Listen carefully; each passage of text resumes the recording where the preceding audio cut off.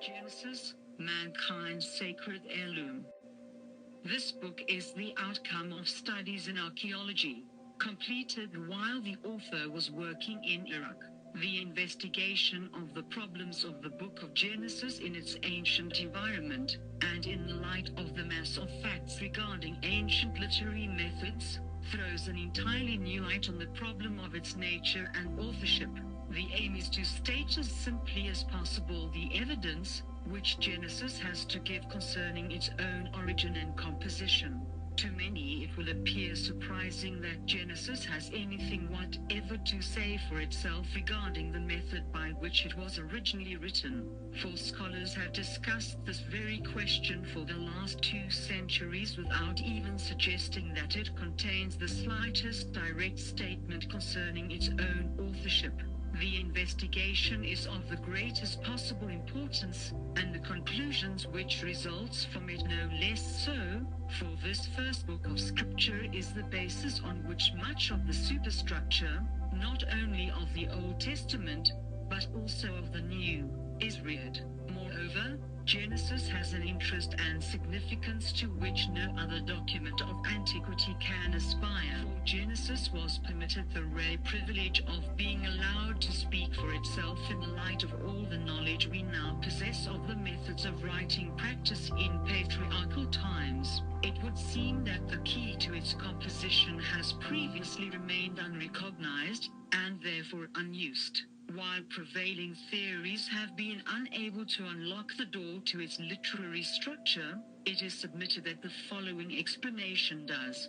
The book of Genesis was originally written on tablets in the ancient script of the time by the patriarchs who were intimately concerned with the events related, and whose names are clearly stated. Moreover, Moses, the compiler and editor of the book, as we have it, plainly directs attention to the source of his information. We would suggest that there can now be little doubt that initially much of the book of Genesis would have been written on tablets. We know that they were in use in the days of Moses. Similarly, it is very probable that the 10 Commandments were written on tablets, not tables, of stone, and in a manner similar to Babylonian tablets in that the tablets were written on both their sides. The Hebrew verb to write means to cut in or dig, a reference to the early method of writing. The key to the structure of Genesis, the master key to the method of compilation that underlies the structure of the book of Genesis, is to be found in an understanding of the phrase "these are the generations of." The formula is used 11 times in Genesis. As to its importance there can be no doubt, for so significant did the Septuagint translators regard it, that they gave the whole book the title Genesis. This is the Greek equivalent of the Hebrew word translated generation.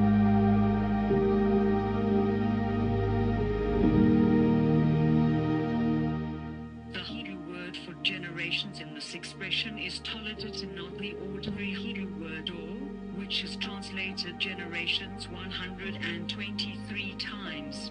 Fortunately, there can be no doubt about the meaning of this word toledat. Gesenius, the pioneer Hebrew critical scholar, in his lexicon, explains its meaning as history, especially family history, since the earliest history among Oriental nations is mostly drawn from genealogical registers of families. It will be seen, therefore, that the word is used to describe history, usually family history in its origin. The equivalent phrase in English is, "These are the historical origins of," or "these are the beginnings of." It is therefore evident that the use of the phrase in Genesis is to point back to the origins of the family history and not forward to a later development through a line of descendants. Another important fact needs to be emphasized in connection with this formula's use. On its second mention, 5:1, we read, "This is the book of the origins of Adam." Here the word sefer, translated book, means written narrative, or as Evdelich translated, finished writing. Moreover, the Septuagint version renders chapter 2, For this is the book of the origins of the heavens and the earth. The books of that time were tablets. The word simply means record. The earliest records of Genesis, therefore, claim to have been written down, and not, as is often imagined, passed on to Moses by word of mouth. To summarize, we have noted three things about this phrase. 1. It is the concluding sentence of section, and therefore points backward to a narrative already recorded. 2. That the earliest records claim to have been written. 3. It normally refers to the writer of the history, or the owner of the tablet containing it. The book of Genesis, therefore, contains the following series of tablets possessed by the persons whose names are stated. All of these tablets could have come into the possession of Moses, who compiled the book as we now have it, in the way that family records were normally handed down.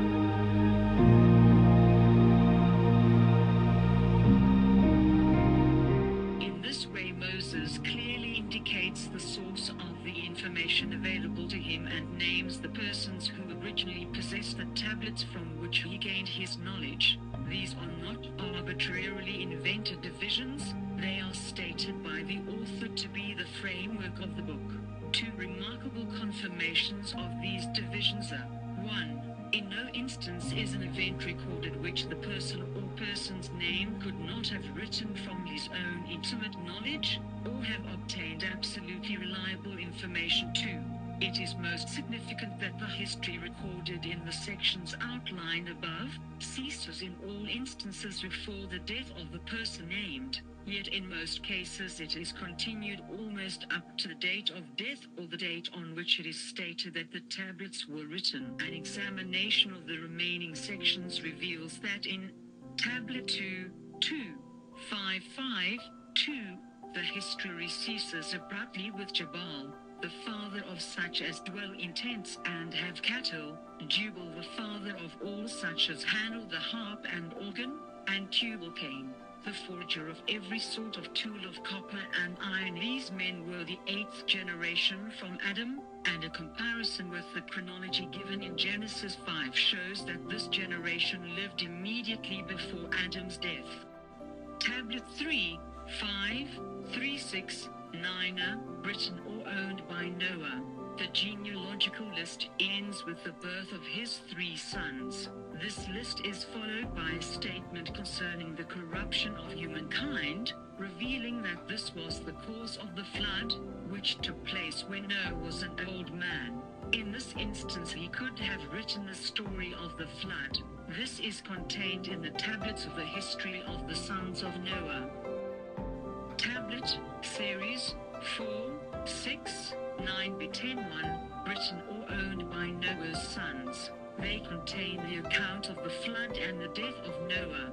How long Ham and Japheth lived after Noah's death we are unaware, but we know that Shem survived him by 150 years, hence there is nothing in this section which the sons of Noah could not have written. Tablet, Series 5:10-11-10, written or owned by Shem. He writes of the birth and formation into clans of the 5th generation after him. We know that he outlived the last generation recorded in this tablet, that is, the sons of Joktan. Tablet 6:11-10-27, written or owned by Terah.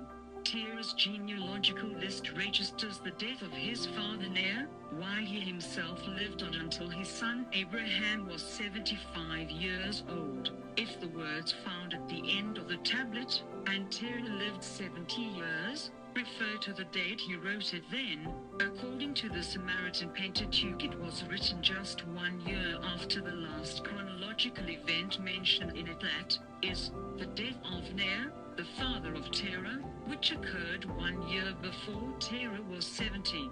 The history contained in this tablet ends immediately before his own death.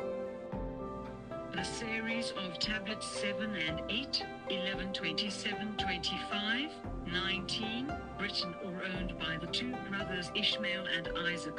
The latest chronological statement, 25:14, refers to the birth of Abraham's grandsons, and of their growth into clans. Ishmael died 48 years and Isaac 105 years after Abraham, as Abraham would seem to have married Keturah soon after Sarah's death, which occurred 38 years before Abraham died. This period of 38 years added to the remaining 105 years of Isaac's life is a most reasonable period to assign for the birth of Abraham's great-grandsons by Keturah. This indicates that the history recorded in these tablets ceases just before the death of Isaac, whose name is given as the last writer, for Isaac survived Ishmael by 57 years and records his death. The remaining tablets, series 9, 10, and 11, 25, 20, 37, 2, were the tablets belonging to, or written by, Esau and Jacob. Jacob is the central figure in the record, and the latest chronological statement in them is that of the death of Isaac, immediately before the ending formula. These are the origins of Jacob. We read, and Jacob dwelt in the land of his fathers, sojourning in the land of Canaan. Within a few years Jacob had moved down to Egypt.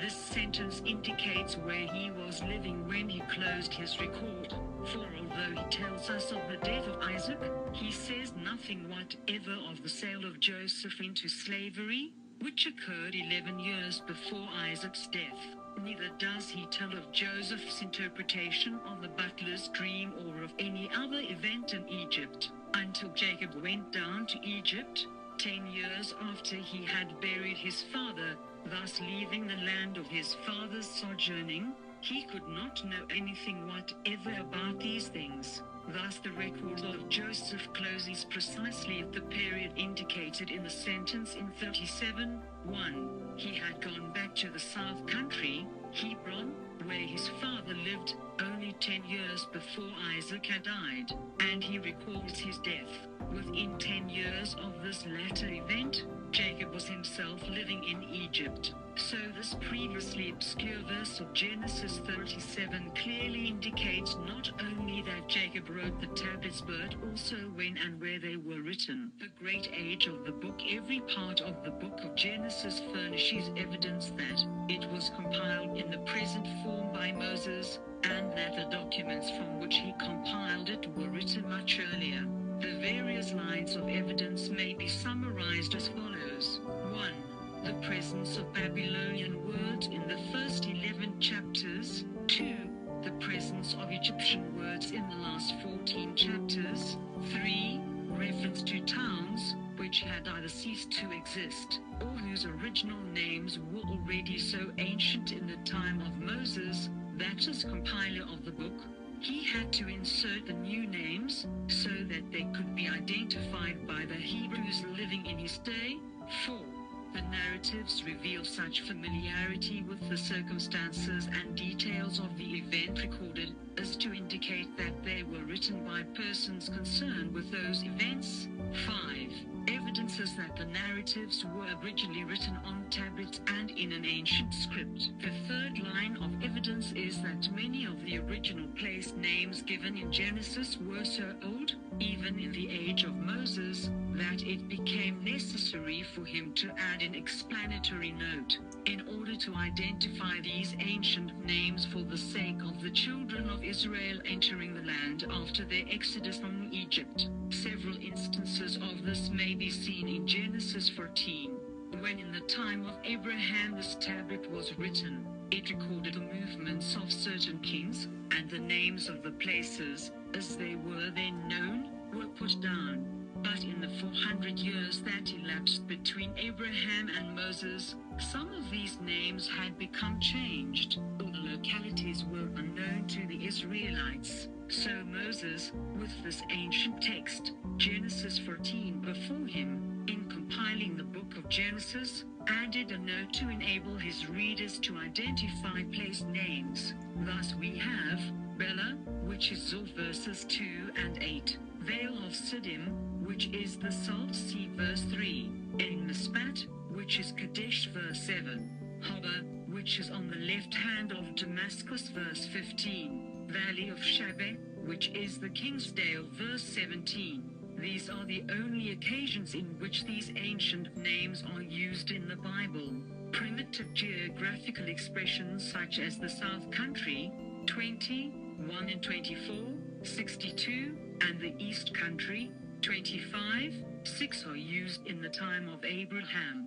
These ancient designations never reappear as a description of the countries adjoining the south and east of Palestine. After the time of Genesis, they have well-known and well-defined names. They were written down in the early days, and no writer after Moses would have used such archaic expressions as these. I need to add that in the second tablet of Genesis, Moses also added many explanatory notes, place names or words according to his interpretation of such archaic texts. 1. Giving names to the 4 rivers that flow from Eden and the areas it encircled. The 4 rivers coming from Eden are named after cities that only existed after the flood too. Adam and Eve would not know about gold and precious stones. What would they do with it? 3. A flaming sword guarding the way to the tree of life. How would Adam know what a sword is? Nobody even had a fist fight yet. Why not a flaming stick, pole, rod? 4. East originally was called Orient, meaning towards the sunrise. West originally was called Occident, meaning towards the sunset. North was known as to the right of sunrise, which is now called south. South was known as to the left of sunrise, which is now called north. The first river flows around the land towards sunset. The second river flows around the land left of sunrise. The third river flows out towards sunrise. The fourth river flows beside it. The names of the rivers and lands were assumed by Moses' own vantage point in Egypt. And Moses interpreted the graphic text to mean so a man will leave his father and mother and be united with his wife, and the two will become one body. In the works of Flavius Josephus, he assumes that animals were able to speak. The Hebrew scriptures and in Jewish traditions never recognizes an association of Satan the devil as having a role in the Garden of Eden with the serpent.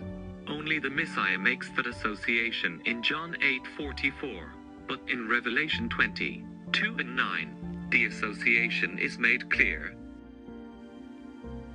The fifth and final series of evidences for the antiquity of Genesis is found in the various indications that these records were originally written on tablets and in accordance with ancient methods. In Babylonia, the size of the tablet used depended upon the quantity of writing to be inscribed thereon. If this was sufficiently small, it was written on one tablet of a size that would satisfactorily contain it. When, however, the quantity to be inscribed was of such a length that it became necessary to use more than one tablet, it was customary: 1.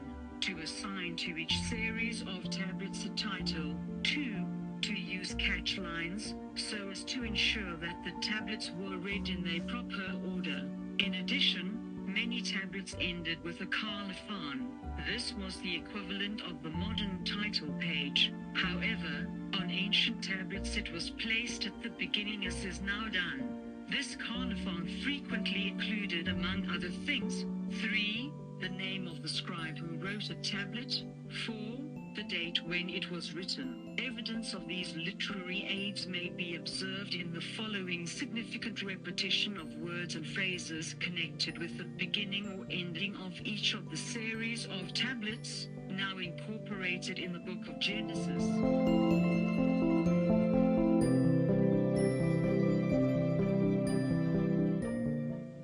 Striking repetitions of these phrases exactly where the tablets begin and end will best be appreciated by those scholars acquainted with the methods of the scribes in Babylonia, for those were the arrangements then in use to link the tablets together. The repetition of these words and phrases precisely in those verses attached to the colophon, these are the origins of, cannot possibly be a mere coincidence. They have remained buried in the text of Genesis, their significance apparently unnoticed. To recapitulate, we would emphasize that as such ancient literary aids and cuneiform usages are still discernible, they clearly reveal the purity of the text and the care with which it has been handed down to us. It also signifies that in the earliest times records were written on clay tablets, and that these tablets, forming the series from Genesis 1:37, were joined together in the same manner as we have them today. Of course, no man could have written the first series of tablets, 1, 2, 4, from personal knowledge of the manner in which the world was created. Significantly enough, it is the only tablet which does not state the name of the author or writer. It simply says, "These are the generations of the heavens and of the earth." The facts contained in the narrative preserved on this tablet were also beyond the normal outlook of the time. For if it is not a concise account revealed by God of the order of creation, it is merely a piece of literary speculation. We must face the fact that it contains facts that centuries of modern scientific research, aided by the use of recently perfected instruments of precision and power, have only lately discovered. Yet so profoundly accurate is this narrative that one scholar, Professor G.W. Wade, in his Old Testament history, writes of the inherent improbability of an ancient writing anticipating accurately the conclusions of modern science. Naturally, the wording is simple, but the truth conveyed is profound. Human as the language is, it is still the best medium God could use to communicate with man. It is God teaching Adam, in a simple yet faultless way, how the earth and the things, which he could see on and around it, had been created. The Lord God talked with Adam in the garden. This tablet purports to be a simple report of what God said and did. Adam is told just as much as his mind could understand. The details and process are not fully revealed. Had they been, how could he and later ages have understood them? We would claim, then, that this first section of Genesis is the most ancient piece of writing. It is a record of what God told Adam. It is not an impersonal general account. It is God teaching the first man the elemental things about the universe, at the dawn of human language. Here we get back the very inauguration of written history, for it may have been written before even the sun and moon had been given names. Let us note the simplicity with which the facts are presented. There is a type of repetition and simplicity rarely recurring in Scripture. Let there be lights in the firmament, and God made two great lights, the greater light to rule the day and the lesser light to rule the night. We know that long before the time of the flood, men worshipped the sun and the moon and had given them names. Had this first chapter of Genesis been written even as late as Abraham's day, instead of the simple expression greater light, we should have had the Babylonian word for the sun, Samis. Moreover, Samis was the name of the sun god worshipped by the Babylonians. In his laws, Hammurabi depicts himself in the attitude of receiving his laws from the Samis. Named for the sun and moon have been among the oldest words known in any language. Yet this document was written before names had been given to the greater and lesser lights. This earliest of all documents is written in a most exceptional way. Observe the method employed in writing this narrative. And God said, and God called. What God called the components of the universe is placed on record. And God called the light day, and the darkness he called night. And God called the firmament heaven, and God called the dry land earth, and the gathering of the waters he called seas. It is written in the style of someone recording precisely what Adam heard when the narrative was told to him. Further, it is written in a personal note. There is no I saw, I beheld, I heard. It is direct speech. And God said, Behold, I have given you every herb yielding seed which is upon the face of all the earth, and every tree in which is the fruit of a tree yielding seed to you. And it shall be for meat. These words were spoken to the first man. It is not a vague and general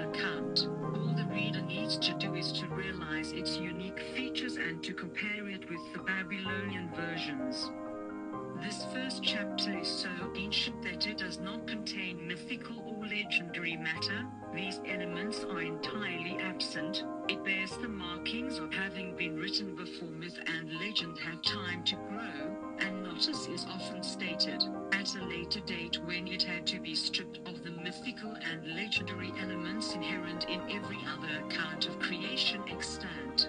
This account is so original that it does not bear trace of any system of philosophy, yet it is so profound that it is capable of correcting philosophical systems. It is so ancient that it contains nothing that is merely nationalistic, neither Babylonian, Egyptian, no Jewish modes of thought find a place in it, for it was written before clans, nations, or philosophies originated. Surely, we must regard it as the original, of which the other extant accounts are merely corrupted copies. Others incorporate their national philosophies include polytheistic and mythological form. This is pure. Genesis 1 is as primitive as the first human. It is the threshold of written history.